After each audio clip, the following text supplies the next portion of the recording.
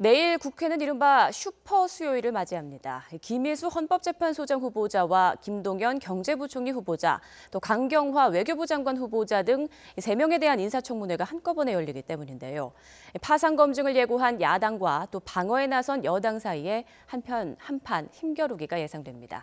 정치부 전준영 기자와 함께 내일 청문회 한번 예상해 보겠습니다. 안녕하십니까? 네, 안녕하세요. 네, 일단 내일 국회가 좀 시끄러울 것 같습니다. 전해드린 대로 내각 인사 후보자 3명에 대한 인사청문회가 열리는데 모두 같은 시각에 시작이 된다고요?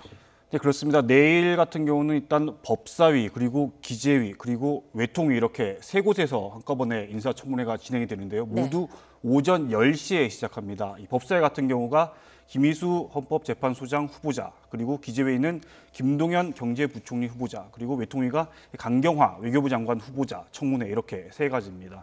이 가운데 이 김동연 후보자 그리고 강경화 후보자는 내일 하루만 이 청문회를 한 뒤에 인사청문 보고서 채택 여부를 결정을 하게 되고요. 반면에 김희수 헌법재판관 후보자 같은 경우는 이틀간 인사청문회를 열게 됩니다.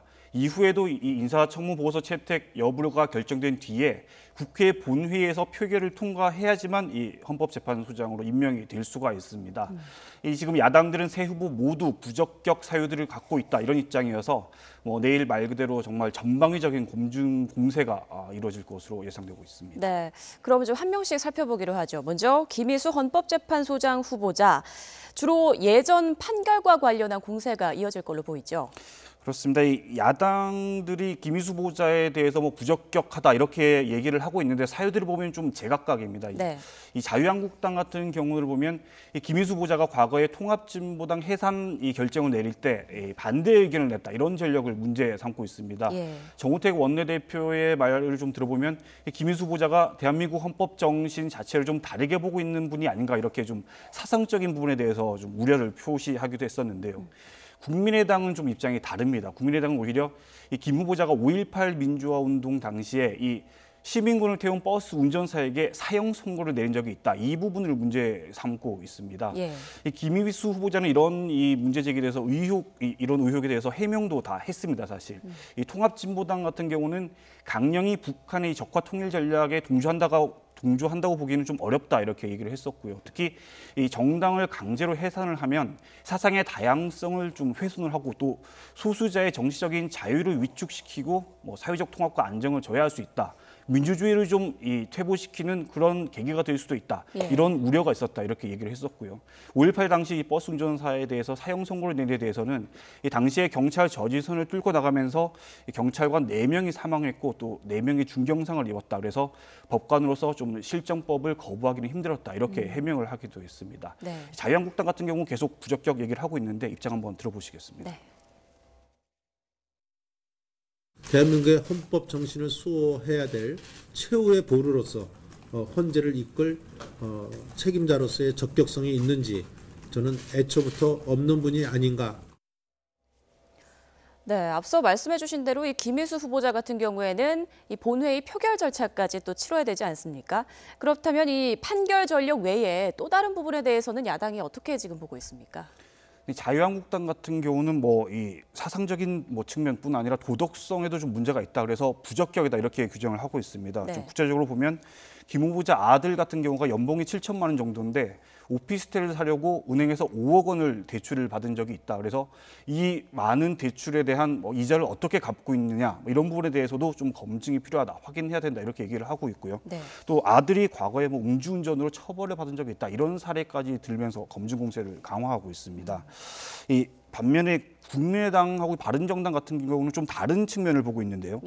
이 김희수 후보자 같은 경우가 이 국회가 지명한 헌법재판관입니다. 때문에 이 점이 좀 문제가 된다고 얘기를 하고 있는데요. 헌법재판소의 구성을 보면 헌법재판관 9명 가운데 대통령이 3명, 국회가 3명, 그리고 이 대법원장이 3명 이렇게 각각 지명을 하게 되어 있습니다. 그런데 지금까지는 관행적으로 이 대통령이 지명한 헌법재판관을 헌재 소장으로 임명을 해왔습니다. 이 삼권 분립의 어떤 형식적인 균형 측면에서 그렇게 해온 건데요. 이번에는 문재인 대통령이 국회가 지명했던 이 헌법재판관을 헌재 소장으로 지명을 해버린 겁니다. 이렇게 되면 그동안 유지해왔던 어떤 형식적인 균형의 원칙이 깨지게 된다는 문제 제기가 있는 거죠. 그러니까 9명 중에 4명에게 이런 권한을 행사하게 되는 네, 그렇습니다. 이 사실상 국회가 3명에 대한 인사권을 행사해 왔었는데 이번에 이 국회가 지명했던 이 헌법재판관에 대해서 대통령이 헌재 소장으로 임명을 했기 때문에 대통령 몫이 4명이 돼버립니다. 그렇죠. 그렇게 되면 자연스럽게 이 헌법재판소에 대한 대통령의 영향력이 훨씬 더 커질 수밖에 없다. 이런 우려를 제기하고 있는 겁니다. 다만 뭐 국민의당하고 바른정당 같은 경우는 이 김희수 후보자가 이 적격이냐 부적격이냐 이 부분에 대해서는 아직 판단을 좀 유보를 하고 있고요. 네. 청문회 과정을 좀 지켜본 뒤에 결정을 하겠다 이렇게 얘기를 하고 있어서 이 청문회가 지나고 또 이 오는 12일 날 국회 본회의에서 표결이 이루어질 예정인데 이때까지 좀 봐야지 이제 김희수 후보자가 인준 과정을 통과할지는 좀 윤곽이 드러날 것 같습니다. 네. 그다음에 이 김동연 경제부총리 같은 경우에는 주로 정책 검증이 이루어질 거란 관측이 많이 나오고 있더라고요. 네, 이 김동연 후보자는 흑수저 고졸 출신의 어떤 그런 신화입니다. 그런 주인공이기 때문에 이 뭐 어떤 개인 신상에 대한 검증이라기보다는 정책 검증에 좀 더 주력할 것이다 이런 관측이 많습니다. 특히 이 김 후보자 같은 경우는 과거에 이명박 박근혜 정부에서 주요 경제 정책을 입안을 했었습니다. 때문에 이 문재인 정부와 이른바 코드가 맞느냐 이 부분에 대해서 상당히 질문이 많이 오갈 것으로 예상이 됩니다. 당장 문재인 정부의 핵심 정책 가운데 이 공공 부분에서 비정규직 철폐 그리고 이 성과연봉제 폐지 이런 부분에 대해서 김 후보자는 좀 다른 의견을 내고 있습니다. 예. 이 비정규직 문제 같은 경우는 뭐 일부 필요한 상황은 좀 고려를 하고 인정을 해야 한다 이런 의견을 가지고 있고요. 또 성과연봉제에 대해서도 노사 협의를 통해서 좀 자율적으로 개편을 하는 게 옳다 이런 의견을 가지고 있기 때문에 문재인 정부의 정책과는 조금 이 내용이 다릅니다. 예. 때문에 뭐 최근에 일자리나 가계부채 혹은 뭐 부동산 대책 뭐 이런 이 최근에 민감한 경제 현안들에 대해서 과연 김 후보자가 어떤 의견을 가지고 있느냐 이 부분에 대해서 어떤 집중적인 검증 공세가 이루어질 것으로 보입니다. 뭐 그렇다고 해서 도덕성 검증 공세가 없지는 않을 것으로 보입니다. 물론 김 후보자에 대해서도 좀 의혹 제기들이 몇 가지가 있었는데요. 네. 김 후보자가 모친에게 돈을 빌린 적이 있었는데 이게 이 증여세를 내지 않으려 한 의도가 아니었냐 이런 의혹도 있고요. 또 과거의 현역병 입대를 회피하기 위해서 시력 검사 결과를 조작했다 이런 의혹도 제기가 되긴 했습니다. 다만 이런 의혹에 대해서 김 후보자가 모두 사실이 아니라고 해명을 했고요. 또 야당에서도 이 김 후보자 같은 경우는 다른 후보자들에 비해서는 좀 이 부적격 사유가 그렇게 크지는 않다 이렇게 보고 있는 분위기여서 아마 인사청문 보고서 채택 가능성은 뭐 상대적으로 좀 높지 않을까 뭐 이렇게 보고 있는 상황입니다. 네. 자, 그럼 야당 청문위원 입장은 어떤지 한번 잠깐 들어보도록 하겠습니다. 후보자는 차용을 가장한 증여세 포탈이 의심됩니다. 경제수장으로서 자격이 있는지 한 점 의혹 없이 철저히 검증하겠습니다. 네, 무엇보다 누구보다 가장 험난한 하루가 예상되는 인물 바로 이제 강경화 외교부 장관 후보인데요. 지금까지 나온 의혹들 한번 좀 정리를 해주실까요? 네, 가장 핵심적인 논란이 바로 이 위장 전입 논란입니다. 네. 이 청와대가 선제적으로 공개를 하기도 했었는데 이 강경화 후보자가 딸의 전학을 위해서 친척 집에 위장 전입을 한 사실이 있다 이렇게 밝힌 적이 있었죠. 그런데 알고 보니까 이 아파트가 친척 집이 아니라 이화여고 전 교장 명의로 된 집이었습니다. 네. 당장 거짓말 해명이다 이런 논란이 불거졌었고요. 여기에 대해서 강 후보자는 당시의 소유주가 누군지는 몰랐다. 그리고 이 은사의 소개로 주민등록지를 옮겼다 이렇게 해명을 했습니다. 근데 이후에 이 아파트가 다시 강 후보자의 딸뿐 아니라 이 다른 여러 사람들도 상습적으로 자녀의 이 입학을 위해서 위장 전입에 이용이 됐었다 이런 사실이 또 드러났습니다. 네, 뭐 위장 전입 아지트였다 뭐 이런 얘기까지 나오더라고요. 네, 그렇습니다. 이게 파장이 점점 커지는 상황이고요. 이 때문에 이 야당에서는 이화여고가 조직적으로 이런 위장 전입에 개입한 게 아니냐, 검찰 수사가 필요하다 이렇게까지 얘기를 하고 있는 상황입니다. 네. 이밖에 이 강 후보자와 관련된 의혹들을 보면 이 딸들이 증여세를 내지 않고 있다가 최근에 납부한 사실이 드러나기도 했고요. 과거에 부하 직원과 딸이 동업을 한 사실이 좀 드러나서 좀 적절치 않다 이런 얘기가 나오기도 했습니다. 또 이 강 후보자가 외국에 있을 때 이 국내법을 위반하고 건강보험 혜택을 받았다 이런 주장이 나오기도 했고 이런 도덕성 논란에 관련된 의혹들이 계속 끊이지 않고 있습니다. 이 야당 측의 반응 한번 들어보시겠습니다. 이쯤 되면 실정법 위반에 앞서 파렴치범이라고 해도 과언이 아닐 것입니다.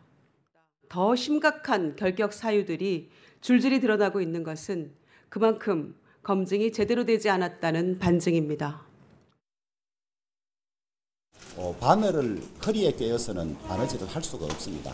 국회의 의견이나 상임위원회 의견에 반해서 무리하게 절대 임명 절차를 밟아가면 안 되겠다 그런 말씀을 드리고요.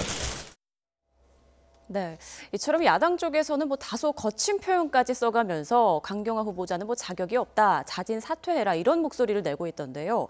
강경화 후보자의 인사보고서 채택 가능성 어느 정도로 좀 볼 수 있을까요?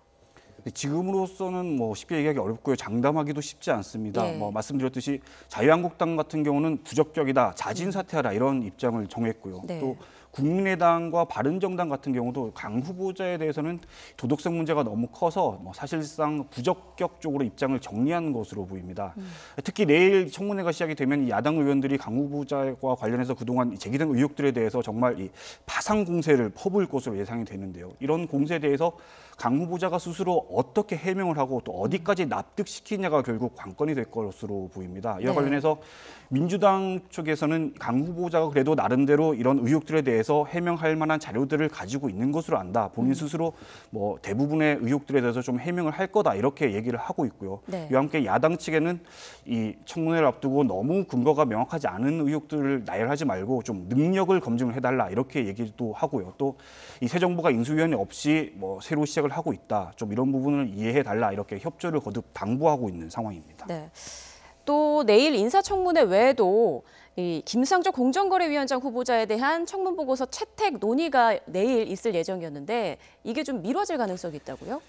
네, 이 자유한국당 그리고 바른정당 같은 경우가 이제 김상조 후보자에 대해서는 부적격이다 이렇게 이미 판단을 하고 있는 상황인데요. 네. 국민의당 같은 경우가 아직 명확하게 입장을 정리하지 못한 상황입니다. 때문에 일단 이 김 후보자에게 이 추가 자료를 좀 요청을 해서 좀 더 자료를 검증해 보겠다. 그리고 나서 의원총회를 열어서 김 후보자에 대한 입장을 정리하겠다 이런 방침을 정했고요.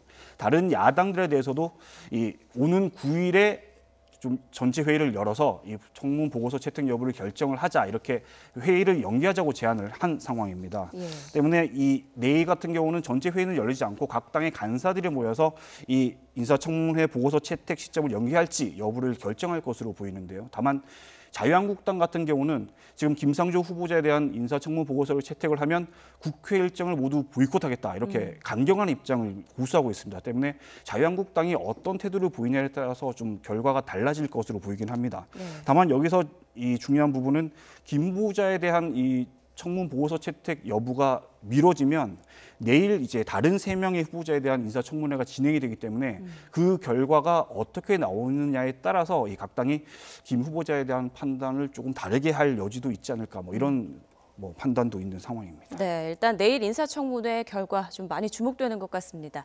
지금까지 정치부 전준영 기자와 함께 인사청문회 한번 전망해 봤습니다. 오늘 말씀 고맙습니다.